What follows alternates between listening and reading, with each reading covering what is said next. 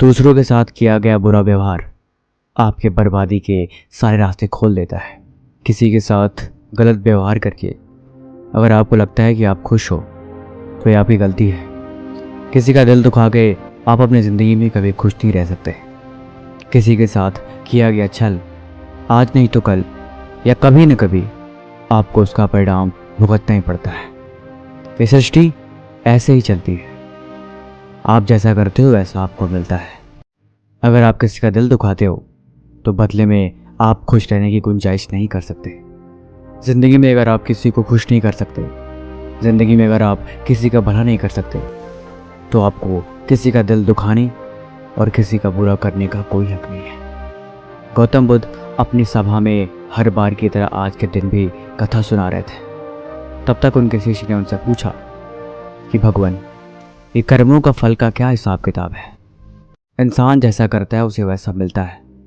ये बात मैंने सुना है, लेकिन मैं ये जानना चाहता हूँ कि ये बात कितनी हद तक सच है। शुरुआत के दिनों में मैंने भी बहुत से पाप कर्म किए थे, लेकिन मुझे पश्चाताप हुआ कि ये सब बहुत बुरी चीज़ें हैं। फिर मैंने ये सब त्याग के आपकी शरण ली। जिंदगी तो गुजर रही है, इंसान को लगता है क्या फ़र्क पड़ता है, कौन देख रहा है और उसे भला कोई क्या ही कर लेगा। लेकिन सच क्या है, इसका जवाब कुछ वक्त बाद ही मिले, लेकिन ज़रूर मिलता है। गौतम बुद्ध कहते हैं, मैं तुम्हें एक कहानी के माध्यम से कुछ सिखाता हूँ।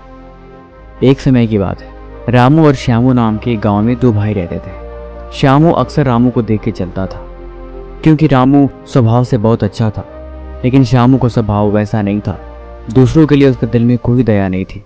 वो हमेशा दूसरों का अहित करता और उन्हें नुकसान पहुंचाता रहता।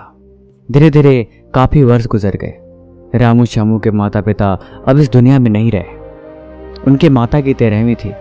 रामू ने खूब अच्छे से उनका अंतिम संस्कार किया और गांव वालों को भोजन के लिए आमंत्रित किया और ब्राह्मणों को दान दक्षिणा देके उनको विदा किया। माँ बाप की बरसी के लिए रामू हर साल पंडितों को दान और भोजन कराता रहता था। श्यामू को ये बात पसंद नहीं थी, वो उसे अभी भी देख के चलता था। अगले साल रामू ने राजा को बुलाया और राजा के सामने पूरे गांव को खाना खिलाया। पूरी और सब्जी और अच्छे मिष्ठान बना के उन्हें खिलाए ताकि उसके माँ बाप स्वर्ग में खुश रह सके। राजा श्यामू से बोलते हैं, श्यामू, तुम्हारा भाई तुम्हारे माँ बाप के लिए इतना कुछ करता है, तुम ये सब क्यों नहीं करते? क्या तुम्हारा फर्ज नहीं है कि तुम भी अपने माँ बाप के लिए कुछ ऐसा ही करो? श्यामू कुछ नहीं बोलता और वहां से चला जाता है। वो इस बात को लेकर गुस्सा होता है कि आज रामू की वजह से उसकी राजा ने बेइज्जती करी। वो इस अपमान का बदला लेने के बारे में सोचता है और अगले दिन आके एक ढोंग करना शुरू करता है। नगर के सामने जोर जोर से चीखने लगता है कि अरे, माँ बाप मेरे सपने में आए थे, वो स्वर्ग में खुश नहीं है।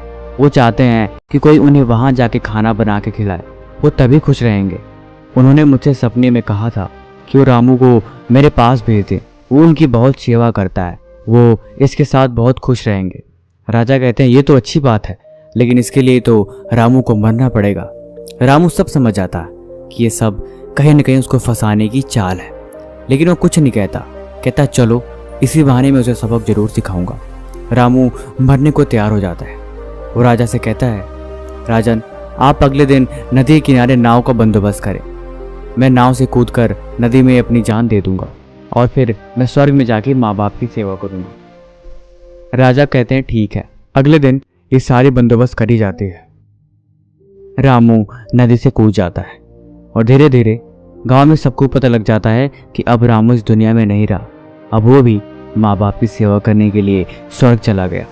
श्यामू बहुत खुश था कि अब उसका इकलौता भाई अब इस दुनिया में नहीं रहा। जो भी राजकाट और पाठ है, अब वो सब उसका मालिक बनेगा। धीरे धीरे काफ़ी दिन गुजर चले थे। एक दिन अचानक से राजा के दरबार के बाहर रामू बैठा होता है और जोर जोर से रो रहा होता है। राजा के सिपाही पकड़ के रामू को लेके जाते हैं और बोलते हैं, ये चमत्कार कैसे हुआ? तुम आखिर जिंदा कैसे हो? ये सब क्या भला है? रामू बताता है, मैं स्वर्ग में गया था, मैंने वहां देखा, लेकिन मेरे माँ बाप खुश नहीं है। वो मेरे पे गुस्सा हो रहे थे।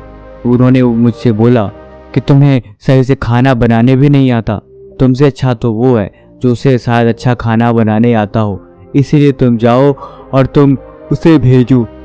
राजा श्यामू को बुलाते हैं और सारी बात बताते हैं कि तुम्हारे भाई ने तुम्हारे माँ बाप के लिए इतना बड़ा त्याग किया है, अब तुम्हारी बारी है, क्या तुम उनके लिए ऐसा कुछ नहीं करोगे? श्यामू को ना चाहते हुए भी आखिर ये काम करना ही पड़ता। अगले दिन फिर से सारी तैयारी कराई गई, लेकिन रामू ने सोचा कि अगले दिन मैं जाऊंगा ही नहीं, अगले दिन मैं शहर छोड़ के कहीं चला जाता हूँ। फिर रामू ने राजा को सारी बात बता दी कि दरअसल वो जिंदा कैसे बचा। उसने पहले से ही मछुआरे से अपनी बात कह रखी थी कि वो उसकी जान बचाएगा। मछुआरे ने उसकी जान बचाई और वो 1 महीना तक नगर के बाहर रहा और सही वक्त आने पे राजा के दरबार में उपस्थित हुआ। वो ऐसा सिर्फ उसको सबक सिखाने के लिए करना चाहता था। राजा बोले, चलो अच्छी बात है। उधर श्यामू नगर छोड़ने का प्लान बना चुका था कि अगली सुबह वो वहां जाएगा ही नहीं। रात के अंधेरे में वो शहर छोड़ के भागने लगता है। तब तक द्वारपाल उसे रोकते हैं। वो द्वारपाल के साथ लड़ाई करता है और एक को धक्का देके वहीं गिरा देता है और पत्थर पे गिरने की वजह से उसे सर पे चोट लगती है और एक वहीं मर जाता है। आखिरकार ये सारी बात राजा को पता लग जाती है। अगली सुबह उसे नाव से वैसे धक्का दे दिया जाता है और वो उस नदी में डूब जाता है। उसे अपनी गलती का बहुत अफसोस होता है कि आखिर उसने ये सब क्या किया। जिंदगी के आखिरी मौके पे भी दूसरों का बुरा ही करना चाहा और आखिर में उसे भी अपने प्राणों से हाथ धोने पड़े। तब गौतम बुद्ध समझाते हैं, कर्मों का फल ऐसा ही होता है। बुरे इंसान को आखिरी वक्त तक सही और गलत की पहचान नहीं हो पाती। वो कभी भी झुकना पसंद नहीं करता। जहां उसकी गलती हो उसे उस बात से कोई फर्क नहीं पड़ता। जिंदगी ऐसे नहीं चलती। जिंदगी समझने की चीज है। जब तुम समझते हो तब तुम खुद देखोगे कि इस दुनिया में जितनी भी जीव जंतु पेड़ पौधे हैं सब तुमसे जुड़े हैं। उनकी रक्षा करना, उनके बारे में अच्छा सोचना और उनका भला करना ये तुम्हारी जिम्मेदारी है। जब तुम दूसरों के लिए अच्छा करते हो तो बदले में तुम्हारे लिए भी अच्छा होता है। लेकिन जब तुम किसी दूसरे का बुरा करते हो और तुम्हें लगता है कि तुम्हारे साथ बुरा नहीं होगा, और हो सकता है कि शायद उस वक्त तुम्हारे साथ बुरा ना भी हो, लेकिन ऐसा कुछ नहीं है। कहीं ना कहीं, कभी न कभी हमें उसका हर जाना भुगतना पड़ता है। इसीलिए जीवन समझने की चीज है।